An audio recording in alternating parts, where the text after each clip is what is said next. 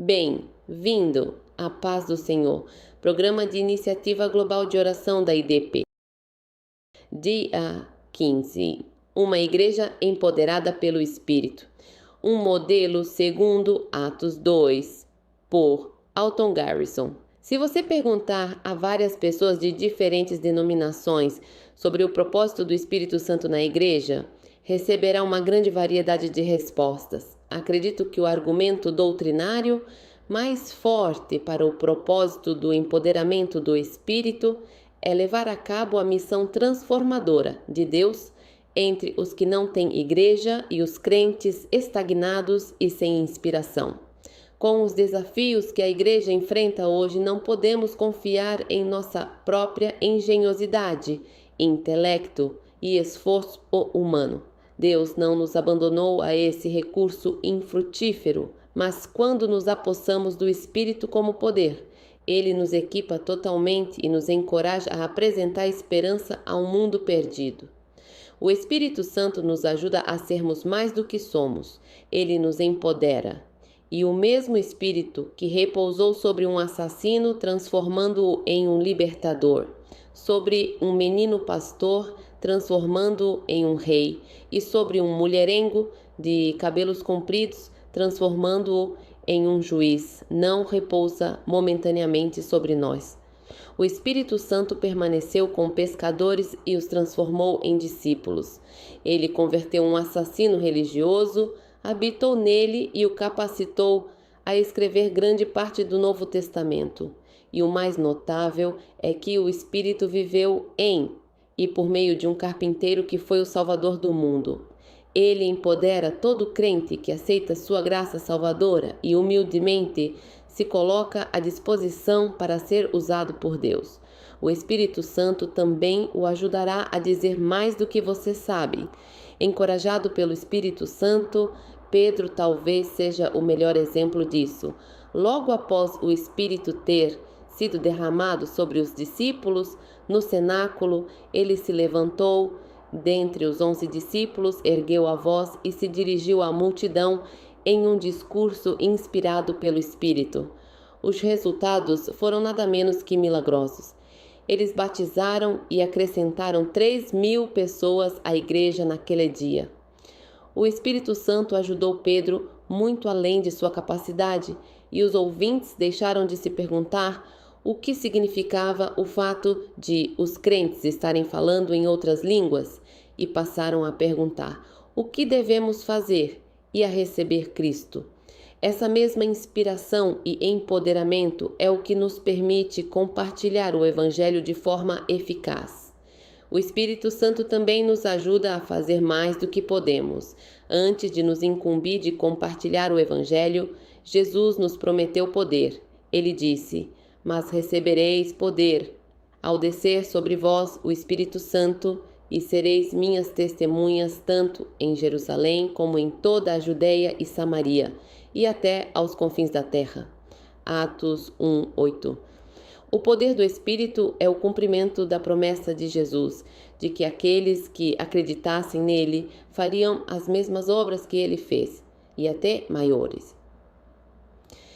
Exemplos do poder de Deus nos incentivam a acreditar no sobrenatural. Depois que o Espírito Santo desceu, os discípulos realizaram muitos milagres, incluindo, entre outros, a cura de doentes, a expulsão de demônios e o discipulado de milhares de pessoas. Ao contrário dos heróis tocados pelo Espírito Santo do Antigo Testamento, que desfrutavam momentaneamente de seu poder, os crentes da igreja de Atos 2 experimentaram o poder contínuo e permanente do Espírito Santo, baseado em um modelo do primeiro século. A igreja do primeiro século foi fundada em oração. Em Atos 1, lemos que a equipe central de desenvolvimento da Igreja de Jesus era composta por Pedro, Tiago e John, os chamados Três Grandes, o restante dos discípulos, sua mãe e irmãos, e várias mulheres que ajudarão a apoiar seu ministério terreno.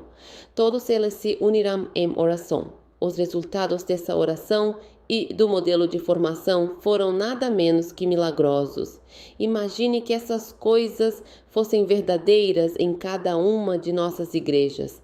A igreja recebia o Espírito Santo de boa vontade, demonstrava poder de forma sobrenatural, era liderada de forma eficaz, orava fervorosamente, tinha comunhão regularmente, ensinava a sã doutrina de forma consistente, pregava o Evangelho com paixão, compartilhava recursos liberalmente e crescia exponencialmente.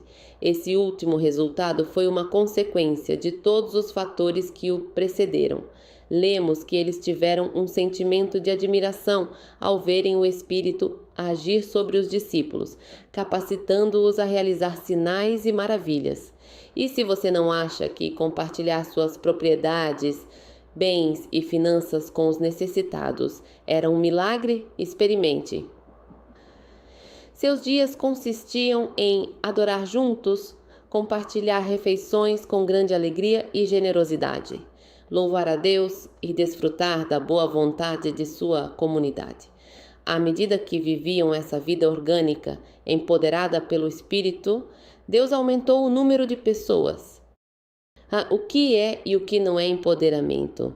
Experimentar uma igreja empoderada pelo Espírito significa entender que nosso relacionamento com Cristo vai além da mera crença ou da remissão dos pecados.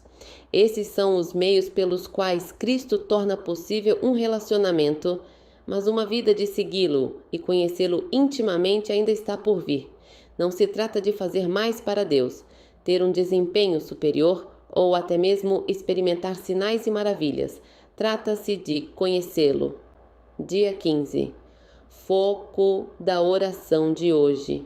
Dê graças ao Senhor pela promessa e pelo derramamento do Espírito Santo. Ore para que o Espírito Santo empodere você e sua igreja para participar mais plenamente da missão transformadora de Deus, reconciliando o mundo com Cristo. Se você ainda não recebeu a plenitude do Espírito Santo, ore para receber tudo o que Deus tem para você hoje. Entregue cada parte de seu coração, alma, mente e corpo a Deus, para que você possa ser transformado e capacitado para servir. Se você já foi cheio com a plenitude do Espírito Santo, ore para que haja um novo enchimento e um transbordamento em sua vida. Oração. Jesus, Tu és quem nos batiza com o Espírito Santo. Nós nos rendemos à plenitude do Espírito Santo. Submetemos tudo o que somos a Ti e pedimos um novo derramamento do Teu Espírito. Proclamamos nossa total dependência em Ti. Transborde em nós e através de nós. Capacite sua igreja